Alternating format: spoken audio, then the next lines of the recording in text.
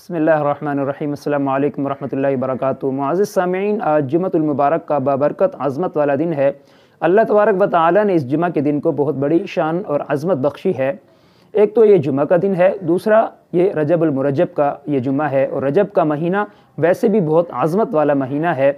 تو جمعہ کے دن میں کون سی ایسی گھڑی ہے کہ جس میں اللہ تبارک و تعالی اپنے بندوں کی دعائیں ضرور قبول فرماتے ہیں؟ اس میں حضرات علماء کرام کی مختلف آرائیں ہیں۔ اس میں بعض حضرات یہ فرماتے ہیں کہ پورا کا پورا جمعہ کا دن قبولیت والا دن ہے، کہ اس میں بندہ کسی بھی وقت اگر اللہ سے مانگے گا تو اللہ اس کی دعا ضرور قبول فرمائیں گے۔ لیکن بعض حضرات اس میں یہ فرماتے ہیں کہ دو خطبوں کے درمیان جس وقت امام بیٹھتا ہے تو یہ وقت قبولیت کا وقت ہوتا ہے، اس میں اگر بندہ اپنے دل سے دعا مانگے تو انشاءاللہ اللہ اس کی دعا ضرور قبول فرمائیں گے۔ اب لیکن اس میں ایک بات سمجھ لینی چاہیے کہ جمعہ کے دن جو امام دو خطبوں کے درمیان بیٹھتا ہے اس میں ہاتھ اٹھا کر دعا نہیں مانگنی چاہیے، بلکہ دل ہی دل میں اللہ سے مانگنا چاہیے، اللہ ضرور قبول فرمائیں گے۔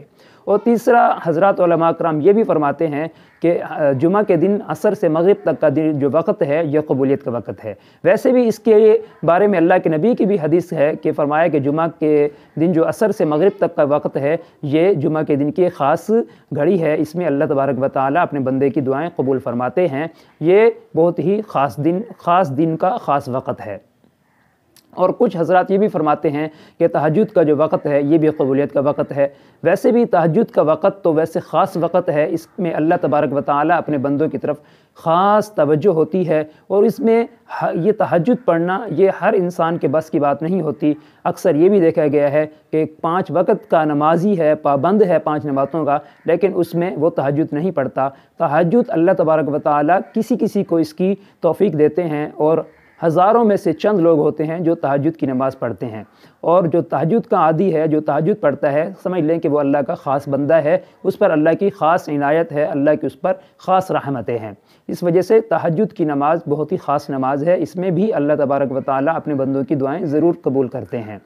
ویسے تو اللہ نے قرآن میں فرمایا کہ ادعونی استجب لکم، کہ وَإِذَا سَأَلَكَ عِبَادِي عَنِّي فَإِنِّي قَرِيب، کہ میرا بندہ تو مجھ سے سوال کر، میں تیری پکار کا جواب دوں گا، تیری میں آواز سنتا ہوں، تیری میں پکار کو سنتا ہوں۔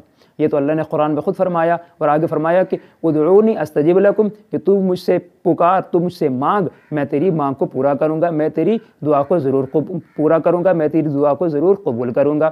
یہ تو اللہ نے خود انسان سے وعدہ کیا ہے کہ اللہ فرماتے ہیں کہ تو مجھ سے مانگے گا تو میں تجھے ضرور عطا کروں گا۔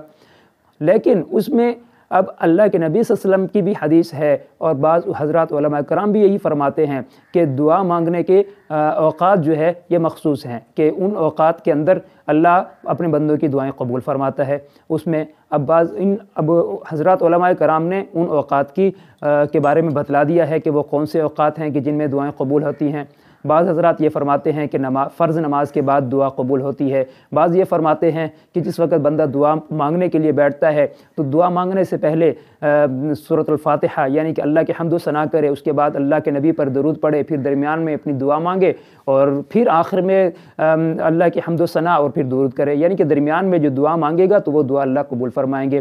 اور بعض حضرات یہ فرماتے ہیں کہ جب بندہ رو کے گڑ گڑا کے اللہ سے دعا مانگتا ہے اس کی دعا قبول ہوتی ہے، جب وہ بندہ روتا ہے، گڑ گڑاتا ہے، دل سے دعا مانگتا ہے تو اس کی دعا کبھی رد نہیں ہوتی۔ تو اس وجہ سے دعائیں جو ہے قبول ہوتی ہیں، لیکن وہ بندہ مانگنے والا بنے، اللہ سے جب مانگتا ہے تو اللہ اس کی دعا قبول کرتے ہیں۔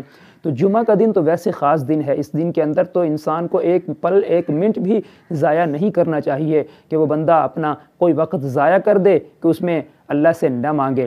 بندے کو صبح سے لے کر شام تک، مغرب تک اپنے اللہ سے مانگنا چاہیے، اللہ سے گڑ گڑانا چاہیے، قرآن کی تلاوت، سورۃ کہف کی تلاوت اور تسبیحات پڑھنی چاہیے۔ یہ جمعہ کا دن تو بہت ہی خاص دن ہے، افضل اور بہت ہی اعلیٰ دن ہے۔ باقی ایام کے اندر بھی دعائیں قبول ہوتی ہیں، لیکن جمعہ کا دن تو ویسے خاص دن ہے۔ اس کے اندر سب سے جو بہترین چیز ہے وہ اللہ کے پاک نبی صلی اللہ علیہ وسلم پر درود پڑھنا۔ اس دن کے اندر ویسے بھی عام روٹین کے اندر بھی درود پڑھنا چاہیے، لیکن جمعہ کے دن خاص طور پر زیادہ درود شریف کی کثرت کرنی چاہیے، اللہ کے پاک پیغمبر پر درود پڑھنا چاہیے، اللہ کی حمد و ثنا کرنی چاہیے، قرآن کی تلاوت، سورۃ کہف کی تلاوت کرنی چاہیے۔ تو یہ خاص دن کی خاص گھڑیاں ہیں۔ اور پھر جمعہ کے لیے سب سے پہلے مسجد میں آنا چاہیے، پہلی اذان ہوتے ہی مسجد میں آ کے اللہ کا ذکر میں مشغول ہو جانا چاہیے۔ جب بندہ ایسا کرتا ہے تو اللہ تبارک و تعالیٰ اپنے بندے سے خوش ہوتا ہے۔ اس وجہ سے ہمیں اللہ سے مانگنا چاہیے، اللہ کے سامنے گڑ گڑانا چاہیے۔ جب بندہ اپنے اللہ سے مانگتا ہے اور اس اللہ سے مانگنے کے بعد جس وقت وہ گھر کی طرف جاتا ہے تو گھر پہنچنے سے پہلے اللہ اس کی دعا قبول کرتے ہیں، بشرط یہ ہے کہ وہ اللہ سے دل سے دعا مانگے، گڑ گڑا کے دعا مانگے اور مانگتے ہوئے آنسو گرائے۔ جس وقت وہ اپنے آنسو نکالتا ہے تو اللہ اس کی دعا ضرور قبول کرتے ہیں۔ اب لوگ یہ بھی کہتے ہیں کہ دعا مانگتے ہوئے ان کے آنسو نہیں نکلتے، تو اس میں سب سے مین چیز یہ ہے کہ اس کا دل سخت ہو چکا ہے۔ اب دل سخت کیسے ہوا؟ فرمایا کہ لِكُلِّ شَيْءٍ ثِقَالَةٌ وَثِقَالَةُ الْقُلُوبِ ذِكْرُ اللّہ، کہ ہر چیز کو زنگ لگتا ہے اور دلوں کی جو زنگت ہے اس کو دور کرنے کے لیے اللہ کا ذکر کثرت سے کرو۔ جب بندہ اللہ کا ذکر کثرت سے کرتا ہے تو اس کی جو ہے دل کا زنگ اتر جاتا ہے۔ جب دل کا زنگ اترتا ہے تو اس کا دل نرم ہو جاتا ہے۔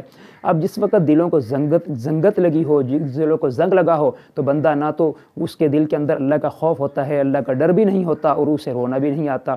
اس وجہ سے سب سے زیادہ جو چیز ہے اپنے دلوں کو نرم کرنے کے لیے موت کو زیادہ سے زیادہ یاد کرنا، قبرستان میں جانا اور اللہ کا ذکر کرنا، قرآن کی تلاوت کرنا، نماز کی پابندی کرنا، بزرگوں کے ساتھ اپنا تعلق مضبوط کرنا، تو یہ چیزیں جو ہے دل کو نرم کرتی ہیں۔ جب اس انسان کے اندر یہ چیزیں ہوں گی تو پھر اس کی پریشانیاں بھی دور ہو جائیں گی، اس کا دل بھی نرم ہو جائے گا، اس کے معاملات بھی ٹھیک ہو جائیں گے۔ ہم یہ رونا روتے ہیں کہ ہمیں پریشانیاں ہیں، ہمارے رزق میں تنگی ہے، ہماری دعائیں قبول نہیں ہوتی، تب جس وقت ہم حرام کھانا چھوڑیں گے، حرام کاموں سے پرہیز کریں گے اور اس وقت ہماری دعائیں بھی قبول ہوں گی، اللہ سے تعلق مضبوط رکھیں گے، اللہ تبارک و تعالیٰ سے اپنے لو جو ہے اپنا تعلق اپنے لو لگائیں گے تو پھر ہماری دعائیں بھی قبول اللہ فرمائے گا اور ہمارے مشکلات بھی دور کرے گا اور ہمارے رزق میں بھی اضافہ ہوگا، رزق میں بھی ہماری جو تنگیاں ہیں وہ دور ہوں گی۔